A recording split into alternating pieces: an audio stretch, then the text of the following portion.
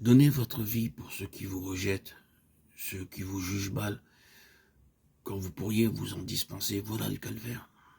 Avoir le pouvoir de sauver votre vie et ne pas user de ce pouvoir parce que d'autres seraient perdus. Voilà le calvaire. S'employer à délivrer les âmes du pouvoir de Satan et être comme à la merci apparente de l'adversaire, à l'heure de la puissance des ténèbres. C'est bien là le calvaire. Enfant de Dieu, bien-aimé en Christ, frères et sœurs, auditeurs, auditrices, tu as peut-être été employé à délivrer les autres. Et maintenant, tu t'étonnes de ne pas être délivré toi-même des combats au dehors et des craintes au dedans qui assiègent ta vie. D'autres viennent à toi pour être secourus, délivrés, et tu leur donnes ce dont tu as le plus grand besoin toi-même. Tu réclames la victoire pour ceux qui sont dans l'affliction. Et semble-t-il, tu en as besoin toi-même, bien plus que ceux qui viennent à toi pour être secourus. Il en fut ainsi au calvaire. Que de victimes du diable furent délivrées par le Seigneur. Jésus commandait aux démons et aux esprits mauvais qui lui obéissaient. Au calvaire, aux prises avec le diable et toute la puissance des ténèbres, Jésus reste dans la puissance. Victime expiatoire en faveur de l'humanité. Tel est le calvaire. Vie, puissance, bénédiction, délivrance pour les autres. Rien pour soi-même. Que de rester dans la volonté de Dieu et d'accomplir de sa main ce qu'il permet pour son enfant. Telles sont les marques de la plus haute manifestation de la vie de l'agneau.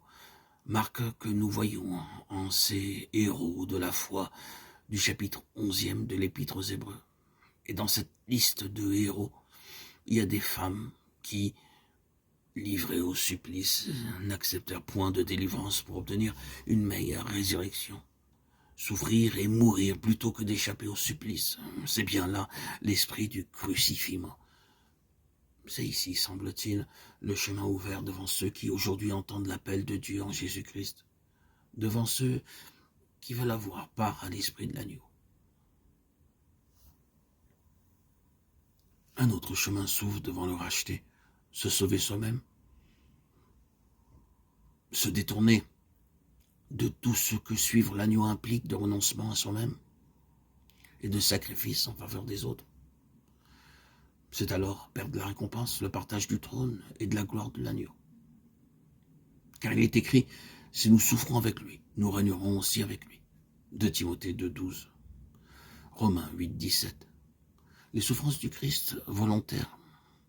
Il dit, personne ne m'ôte la vie, je la donne de moi-même. Jean 10, 17, 18. Plusieurs de ceux qui ont choisi d'être rendus conformes à leur sauveur en la mort, conformes à leur sauveur mourant, et suivent l'agneau quelque part, qu'ils aillent pour échapper en chemin de la croix, où ils se trouvent engagés. Ils pourraient accepter la délivrance et se sauver eux-mêmes, en perdant la meilleure résurrection. Toutes les voix de la terre, celles des amis, celles du monde, leur crient « Sauve-toi toi-même, et nous avec toi », comme l'un des brigands le dit au Seigneur sur la croix. Mais l'Esprit de Christ qui les anime les conduit sur le chemin où l'agneau a marché. Comme lui, ils ne peuvent se sauver eux-mêmes, s'évader serait quitter le chemin de la ressemblance à celui qui, dans son agonie, entendait les moqueurs crier « Il a sauvé les autres et ne peut se sauver lui-même ».